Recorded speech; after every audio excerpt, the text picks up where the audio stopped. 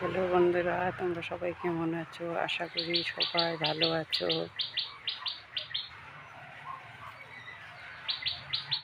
আজকে আমি একটা রেসিপি রান্না করব, মিষ্টি কুমড় দিয়ে আর পুঁই শাক দিয়ে, সাথে টপকা দিয়ে রান্না করব।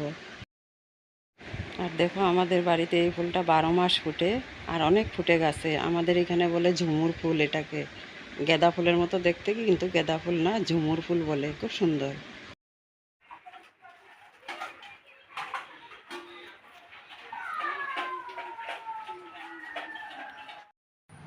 তো দেখো বন্ধুরা, আমি এখানে পুঁই শাক আর মিষ্টি কুমড় কেটে নিয়েছি, সাথে 2টো আলু দিয়েছি।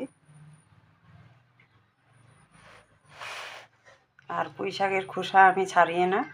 পুঁই শাকের খোসাগুলো ছাড়ালে বেটে একদম লুতলুত হয়ে যায় তরকারিটা, এর জন্য আমি পুঁই শাকের খোসা কখনো ছাড়াই না।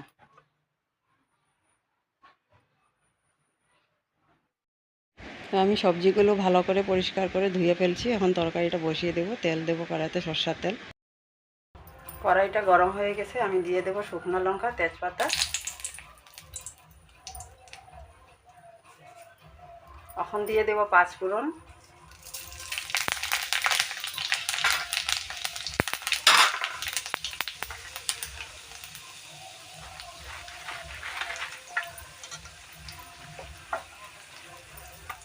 এখন কেটে রাখা মিষ্টি কুমড় আর পুঁই শাকগুলো দিয়ে দেবো।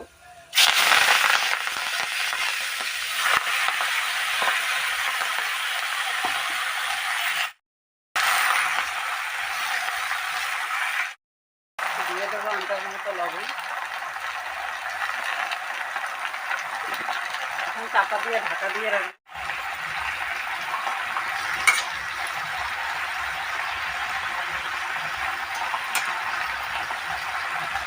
এখন আবার ঢাকা দিয়ে দেবো। লবণ দিয়ে ঢাকা দিয়ে রাখছিলাম, শাকগুলো মজে গেছে খুব সুন্দর। এখন আমি হলুদ গুঁড়ো দিয়ে দেব, আর কয়টা কাঁচা লঙ্কা, ছেঁড়া কাঁচা লঙ্কা দেব, আর এক্সট্রা মশলা দেব না।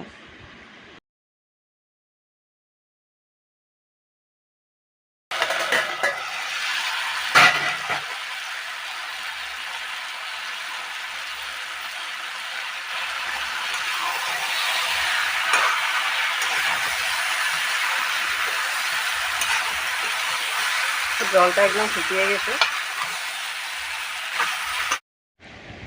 আমি এখানে 1 কাপ জল দিয়ে দেব, সবজিটা ভালো করে সিদ্ধ হওয়ার জন্য। একদম শুকিয়ে নেব জলটা।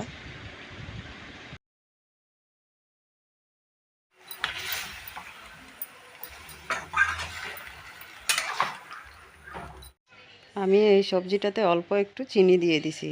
নিরামিষ তরকারিতে অল্প চিনিটা খাটে, মিষ্টি মিষ্টি হবে।